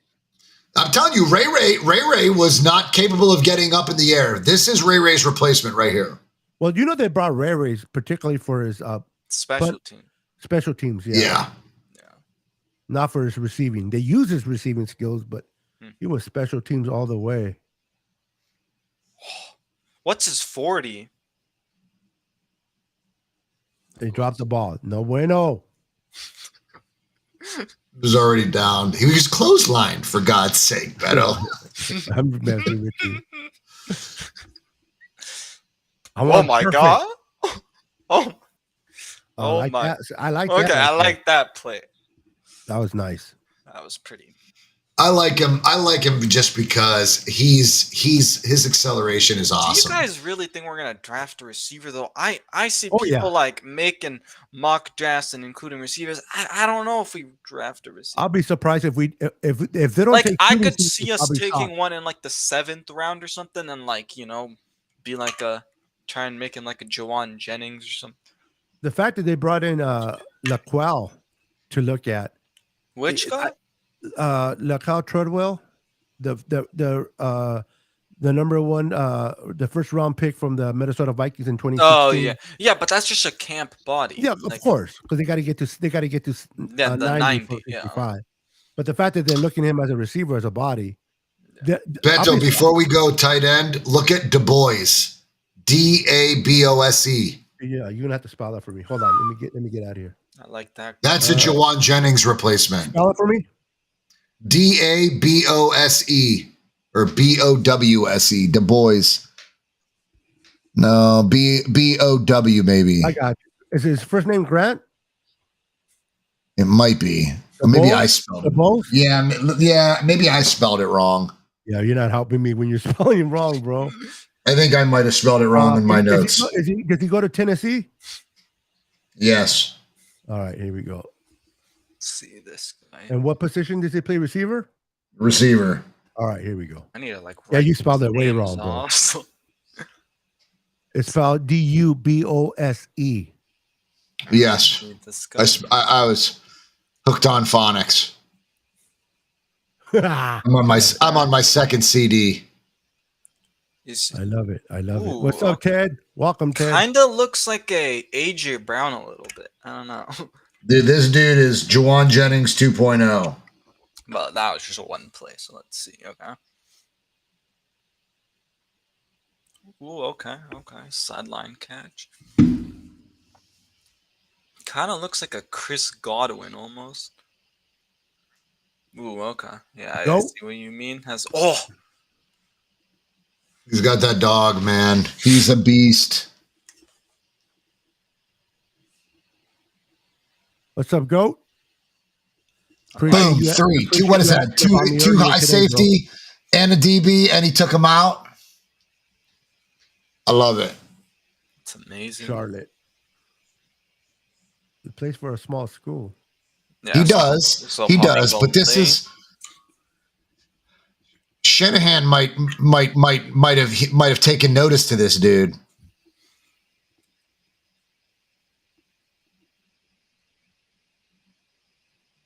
Look at he Dude, I love his physicality. Is hungry for that contact, dude, bro. I love that physicality he has. Woo! Dude, that catch literally looked like it was way outside, and then he just brings it. Nice. I don't know. These are just some guys that they're prospects. Sim brought them to my attention, and we talked about them last night. And I watched them. I watched them till about 3:30 in the morning last night, and I was impressed. I really like them. So I figured, you know what? Let's share. Yeah, I'm down, man. Sometimes I don't even know the prospect exists because I try to find like a list of all the prospects, but then it's like sometimes they're not fully updated. I'm a college because some of the guys junkie. are going back to school, and so it's like I love. Look at that, dude. See, like this guy, he'll put it all out there, man. I love it. Go over the shoulder. I like. I'd that. be so down if you went after this guy. He's nice, man. This could be one of the best. This could be one of them. Let's see.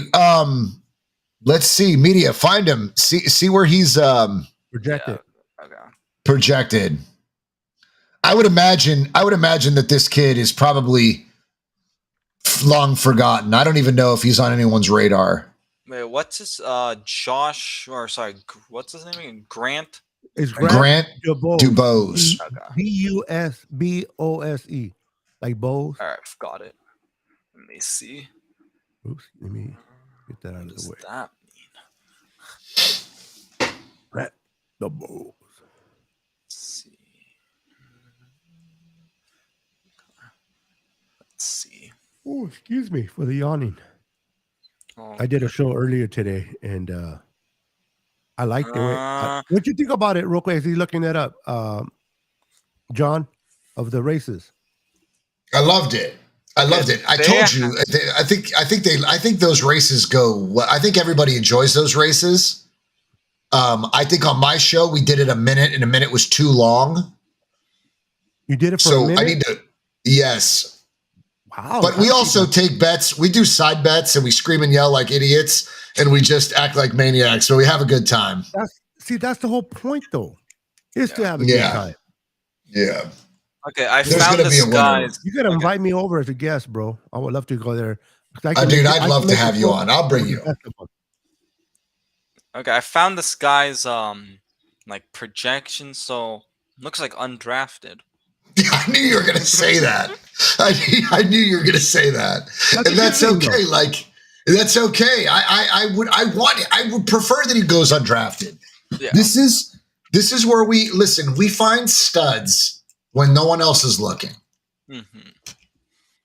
That's that guy right there. Hey, that take guy him right with our there. 7th round pick, baby. Take him with one of our 7th round picks, so we make sure we get.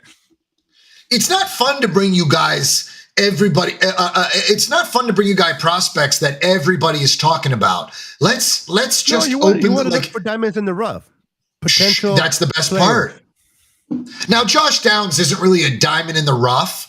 He's just to me, he looks like he would be like a Ray Ray or like a Trent Taylor, so to speak, right? Like I like him. I like him. But this dude right here, Xavier Smith, that's Debo 2.0. Du Bois. Well, if you guys want speed, you should look up Speedy Gonzalez. Have you guys heard of what? Let me pull up his name real quick.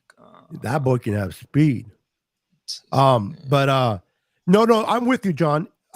When I look at prospects, I like to look at those that fit the system and what the Niners are trying to do within the system that fits us and could be potential pickups that the Niners look at.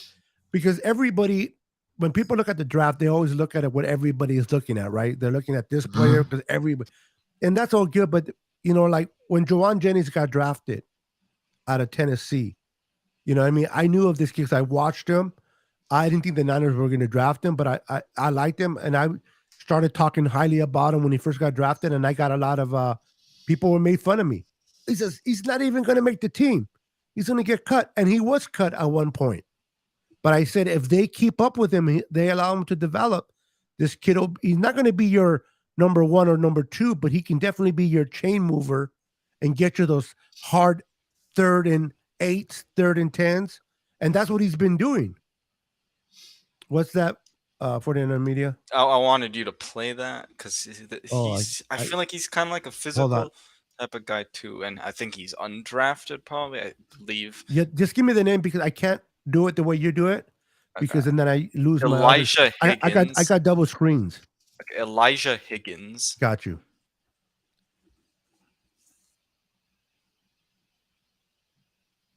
Let's see here. Look at this guy, and then we'll call it a show. Long day. Let me see which one is this one. All right, let's look at this one. Let me pause it for a second. Let me make it big. Everybody likes it big. Sorry, did I say that out loud? Sorry. Media really like that, dude. He can't even sit still. Dude got lost in the Matrix real quick. He's probably sitting on one right now. I'm kidding. See? I just got dead. I'm kidding. I'm kidding. Here we go. All right, I like that dart. Is he a Stanford kid? Yup. He is. Oh. I think all of his highlights are kind of like similar. Let's see. I like him. He plays fierce down the middle, in the middle of the field. Yep. He's not afraid to take a hit. This one's kind of. Ooh, that's a nice low grab. That's a hard catch right there. Yep. Let's see here. Ooh, right where he can catch it. Who's throwing the ball? Yeah, he looks pretty not bad, huh? I got no clue, bro. I don't think it's the guy that's in the draft. Is the guy going to stay there for next year? He looks pretty sure. good. Or no, maybe it is actually that guy. That dude's putting some spin on the ball. You see That's that, no John? bum. I'm more looking at him than I am at the receiver. I'm looking at I'm watching the quarterback right now. I'm like, who is that dude? Never mind. It's Tanner McKee. It's Tanner McKee. Okay. Yeah, I'm like, look at this. I like him though. Is that a wide back? Is that an end around? Looks like I look like it. No, I thought he was playing running back. Look at this quarterback though. Holy cow. He's like I do like this kid.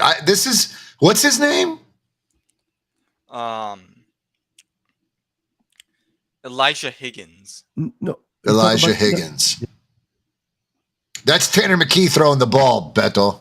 Yeah. Oh my gosh, look at that Tanner McKee, bro. He did a Purdy-esque like. Look at him. I like his footwork. I would not be surprised if we end up taking Tanner McKee, bro. This is a 2-for-1. This is a 2-for-1 highlight. Oh my gosh, look at that, bro. It was low, and then he just remember when Jerry Rice got drafted from Bill Walsh? You know that they were not looking at Jerry Rice. Yeah, I believe that. They were not looking for Jerry Rice. I forgot who they were looking at, and they spotted Jerry Rice, and Bill Walsh said, "Ooh, I like this dude." And a lot of teams didn't have him high. I mean, he went in the first round, but he went low than he should have went. Arguably the best receiver in NFL history. That was history. So, history was made. Red eye by Bill Walsh. Before we close it tonight, I want to talk a little bit, and we don't have to stay long on it, but the Adam Peters whole conversation. I guess the GM from the Texans, Casario, whatever his name is, Casario, is decided he's going to decide to move on, and he was planned to be there with D'Amico, but he's moving on. If he does move on, D'Amico has expressed stress. He's getting me stressed. Expressed interest in Adam Peters, and I'll be honest with you, I think Adam Peters is the reason why we scout very well, especially in the later rounds. Yes, not necessarily John Lynch. It's Adam Peters. So when we lost the other GMs or part of the front office, I didn't really care. Adam Peters is the one that I want. So your thoughts, guys, and I'll start with John, and then 49er Media can end it. Your thoughts on the whole Adam Peters, if this is the case, it's going to be after the draft. No way that this happens before the draft. After the draft. What's your thoughts on that, John? I honest to God, Peters is paid handsomely. He's paid well. He He's a California kid, right? Yep. Family in Cupertino. Yep.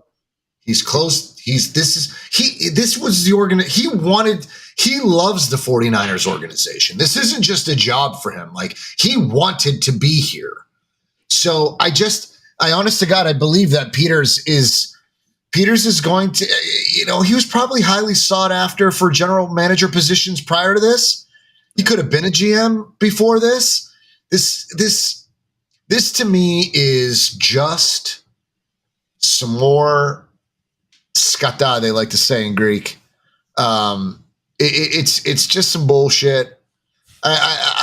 Even if there's validity to it, I believe that Peters is happy as a 49er because I believe that he will be the next general manager of the San Francisco 49ers. And if he's not, then somebody needs to go and bitch slap Jed. But for the most part, I believe that Peters should be and should and will be the next 49ers general manager. That being said, I could be wrong. Who gives a shit what I think? So I could, you know what I mean? I really like Peters, and I do believe that being home, family's near, there's no reason for him not to. I just feel like, how many times he's probably been sought after, Beto? Can you imagine how many teams have probably reached out for Adam Peters? Oh yeah. Yeah. Oh, he's been getting reached out pretty much the last probably 3-4 seasons now. So, and what have they done? And what have they done? Well, yeah. You don't turn jobs down if the pay is better. They're probably like, hey, what are they offering you? I'll just match it. You know what I mean? We want you here, Adam. And Adam is probably like, it's all good. I want to be here. But in my mind, that's how it plays Picture- out. Theoretically, it doesn't really matter what I think. Picture Adam. Every time he gets pursued by a team, the Niners just raises his salary, right? But I think, okay. Here, I'll act it out for you, Beto. Let's see. I'll be Adam Peters, or you'll be Adam Peters, and I'm gonna call you. Okay. Okay. I'm gonna be another team. Hey, what's up, Adam Peters? Hey, what's up? Who do I have the pleasure of talking to? This is the Houston Texans. Hi. Okay, that is not exactly. That is sucks. not. No, that's not how I wanted it to be. So here, John V, call me, and I'll be Adam Peters. This is how I was thinking it would be. Go ahead, John. Call him. Just don't call him late for dinner. Hello. Hello. Is this John Lynch? No, this is Adam Peters. Oh, this is Adam Peters. I'm sorry. Hi there, Adam Peters. This is the Cleveland Browns organization. You know, we were trying to get this, we're trying to swing the culture here a little bit. And we were just wondering if you'd be interested to come on out and have a meeting with us, meet Coach Stefanski and some of the guys. Yeah, I mean, it just depends on the raise. Like, what are you guys willing to give? I got some Doritos I haven't quite finished yet, and maybe $2 million. 2 millions. Hey, John Lynch. They're gonna be giving me 2 million. You think we could take that? Yeah, we can. That's probably what Adam Peters does. Like, yeah, that's my point. I just feel like teams are fielding calls for Peters, I hope he and doesn't Peters do it is just like that though, because that was terrible acting, bro. But I hear you. To your point, listen, Adam gets raises, and I think with John's point too, I think that Peter knows that if a team is really serious about him, that John Lynch will move up in the organization and give his spot to Adam Peters, and he'll become the general manager, and John Lynch will just move up. I think Jed York will make that happen because they see the value in this kid. And you're right, he's a California guy. His kids are in school. They don't want to get them out of school. They're comfortable going. They know that they have friends at those schools, and people don't realize it's a big challenge when you have to uproot your kids and family and have them start all over somewhere else. Sometimes you have to do it out of necessity, but I don't think he has it. So, but great role. You're valued. You're just valued. Yep. I mean, you're valued here. Everyone else has gone and pursued their dreams, right? Carthon bounced. What's his face? They were all below him too, right? Yeah. Yet they moved up because he didn't want to go. Sure. I think that anything that could potentially stir the pot in the front office or in the San Francisco 49ers organization in general, guys, anytime Mike Silver has an opportunity to stir the pot and put some shit out there, they know we'll bite on it. Yeah. You know what I mean? It was Silver, right? Did I mix that? It was Silver, right? But I wouldn't be surprised if Adam Peters calls Silver and say, "Hey, put that out there because I need to either move up or get another bit more raise." I personally think though what happened is right, because like I was mentioning kind of just a bit ago, right? He's had interest for a few years now, and so I think I agree with you, John V. Like he's close to family here. He likes being with the Niners, so I think that also, to me, the timing doesn't really make sense either, because the thing is, if he didn't want to go to the Cardinals or didn't want to go to the Titans, right? Because I think those were the two teams that were showing interest in him. I don't see why he would go to the Texans now. I get D'Amico Ryans is there, but that's the question, media. I think the timing is totally off, and so to me, it just doesn't make sense. Like, why would he all of a sudden go there now? That's the question. What kind of relationship did D'Amico Ryans have with Adam Peters? I mean, you could speculate, right? Yeah, and he might have been like at the beginning, like, when D'Amico Ryans was, doing his head coaching job, right? He and was like, okay, kind of where it got to the stages of, okay, I might be going to the Texans. I'm sure he probably had a conversation with Adam Peters that I might want to have you as our GM if we end up go or something. Why would you want to work from the bottom and start over? You've got a team that's this close. Because maybe he wants his guy, and so. But that's why I just think the timing's so weird. Because if that was the case, he would have already gone there. You are highly sought after and beloved in a prime organization. You love the San Francisco 49ers. This is where you wanted to be, and you made it happen. Now the only box to check in your future plans is become general manager of the San Francisco 49ers, and no one is going to probably argue that, because John Lynch either gets promoted to a position that doesn't exist in a front office to something, I don't know what the hell they call him. I don't even know what you would promote him to, but he could pursue an Amazon deal. He passed it up once already. Who's to say he wouldn't double back, right? They're offering, a king's ransom for those guys. So I don't know. I just think that the Peters thing, Beto, honestly, like, he's where he wanted to be. This would be a significant loss. Like, this would make me probably cry. Yeah. I'd probably cry. And I don't think we're going to lose him. I think, honestly, you guys make valid points. He's rooted here. He loves the organization. He has family.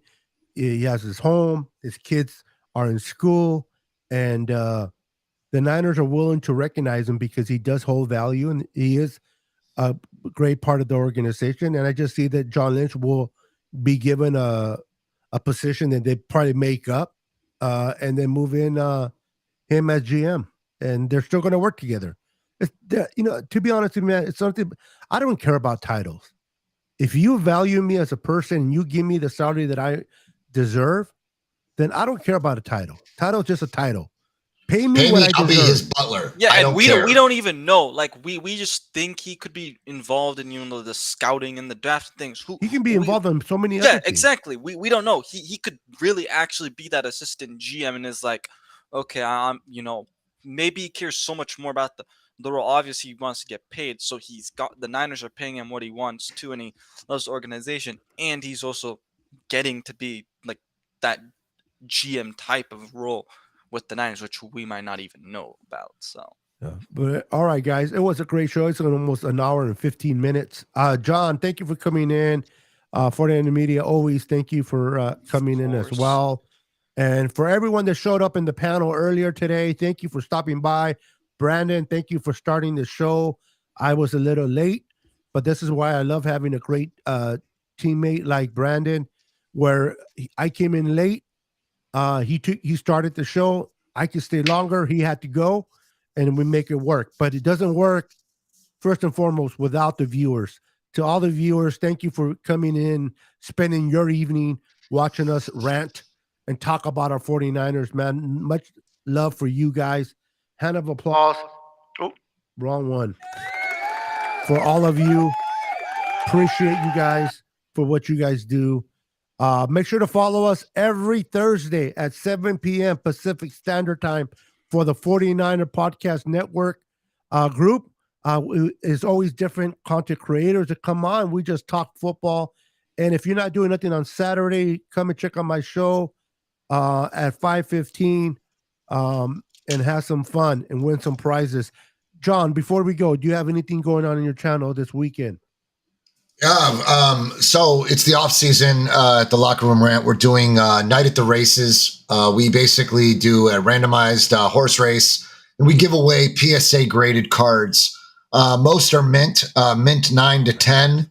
We do baseball, basketball, and football. Wow, they're all PSA graded, and we enjoy doing it. We just giving back to everybody that supported the channel over the last year and a half, and just trying to grow.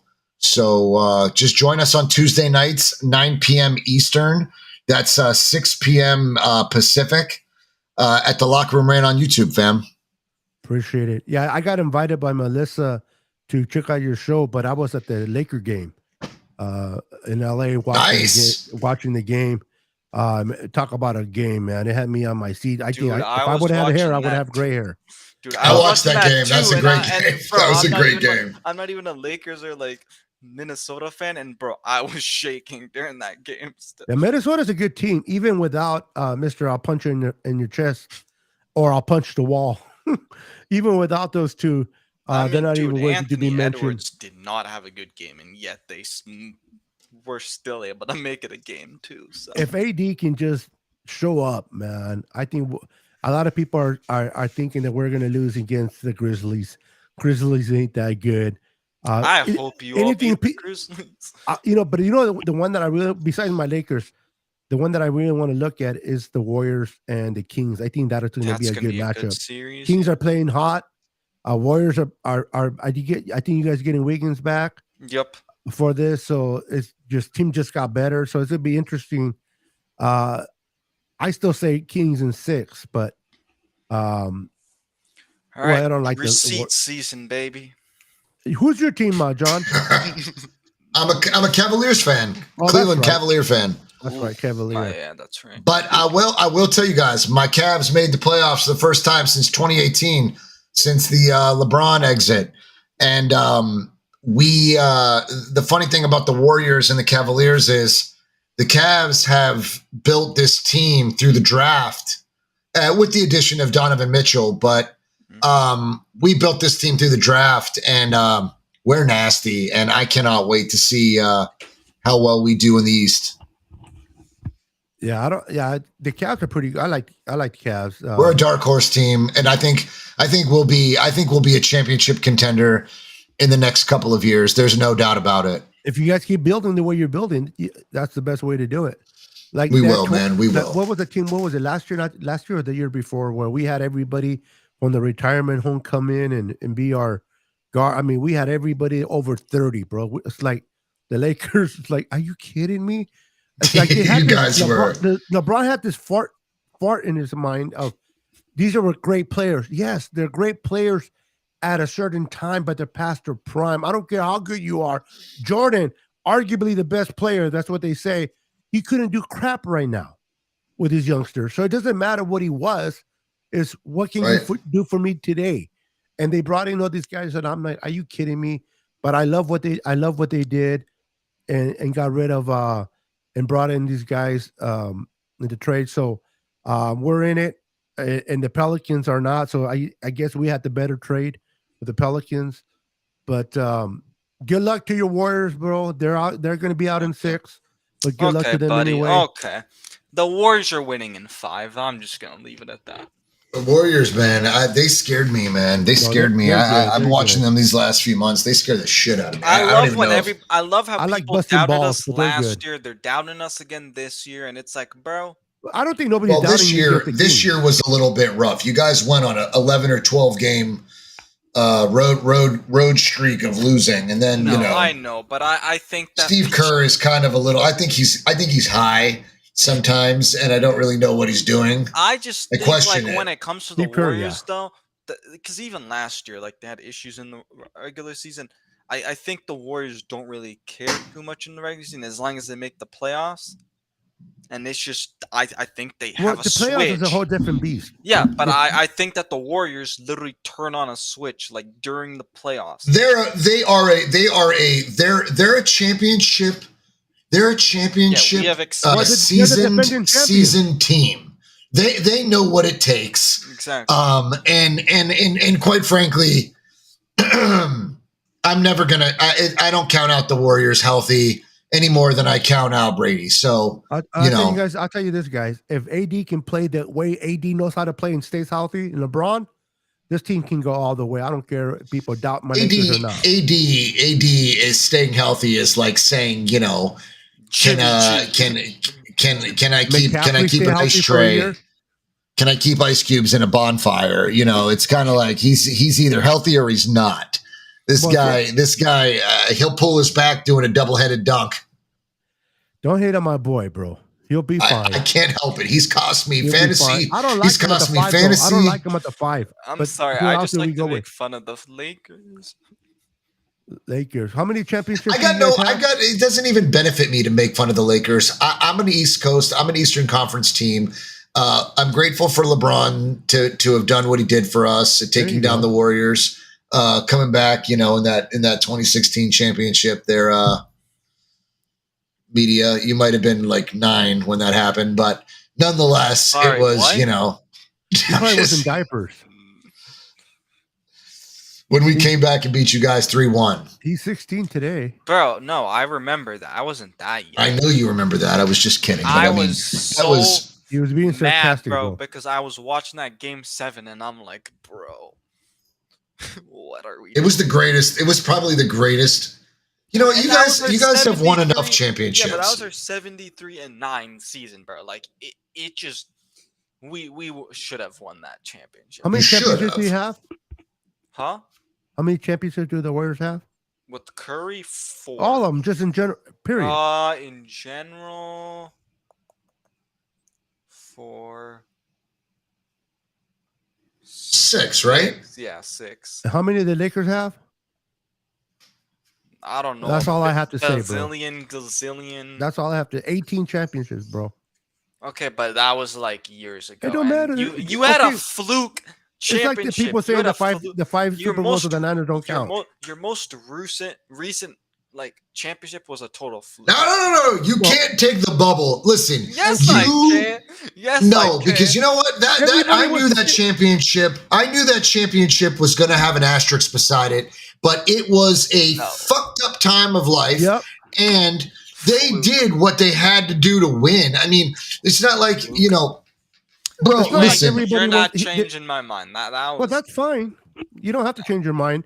But that trophy is the same size as your trophy. It's the same color. It weighs the same, and it doesn't give a shit what the circumstances were. Yep. It's a championship trophy, and it doesn't matter. You want to know what's funny? It doesn't change. But the ring that they have has all the championships. So if the Warriors would have won on the if the Warriors would have won in the bubble, you wouldn't want that championship.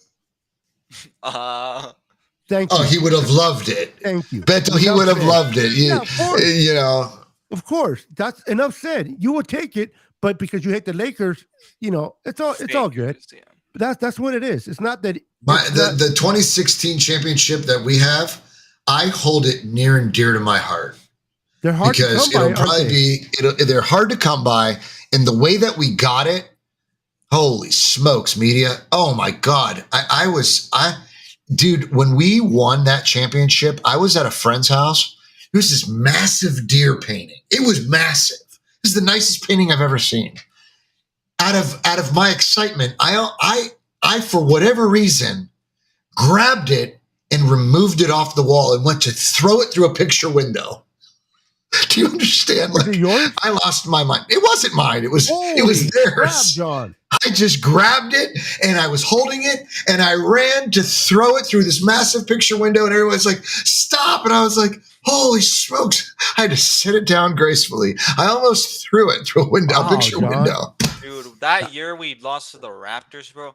That was the first time I've ever cried because of a Warriors game. Yeah.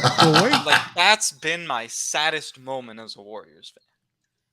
The Raptors have come to Cleveland and made us. Bro, they're violent. They are violent fans. Not this year.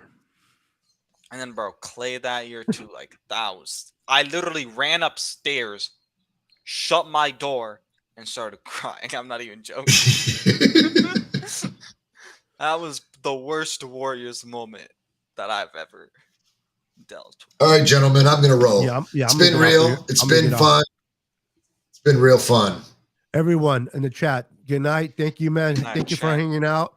Go Lakers. Warriors suck. And Go Cavaliers Warriors. are good. Fakers suck. That championship.